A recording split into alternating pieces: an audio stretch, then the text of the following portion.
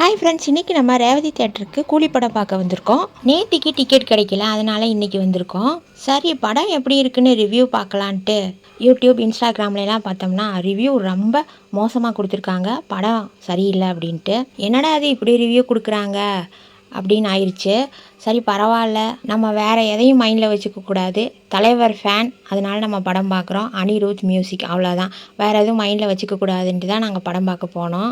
ரஜினி ரசிகர் எல்லாத்துக்குமே பிடிச்சது இந்த டைட்டில் கார்டு தான். உங்களுக்கு யாருக்காவது இந்த டைட்டில் கார்டு பிடிக்குமா?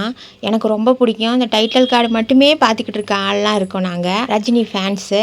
ரஜினி சாரோட 50th செலிப்ரேஷனுக்காக ரொம்ப ஸ்பெஷலாக இந்த டைட்டில் கார்டு மேக் பண்ணியிருந்தாங்க. படம் செம்மையாக இருந்துச்சுங்க. குறிப்பாக சொல்லணும்னு பார்த்தீங்கன்னா, அந்த மலையாள நடிகர் சோபன் சஹீரா, அவர் பயங்கரமாக நடிச்சிருந்தாரு. நாகார்ஜுனா தான் வில்லன். அவர் வர்றதெல்லாம் செம்மையாக இருந்தது. நம்ம ரச்சகனில் அவரை பார்த்ததோட இன்னும் யூத்தாக இருக்காரு. வேறு லெவல் போங்க. அவர் வர்ற போர்ஷன்லாம் செம்மையாக இருந்தது. அடுத்து பார்த்திங்கன்னா உபேந்திரா, அவரோட என்ட்ரி பிஜிஎம் செம்மையாக இருந்தது. ஸ்ருதிஹாசன் பார்த்திங்கன்னா அவங்க கதை ஃபுல்லாக வர்றாங்க. அடுத்ததாக பார்த்திங்கன்னா நம்ம அமீர் கான், அவர் கடைசியில் தான் கொஞ்சம் வர்றாரு.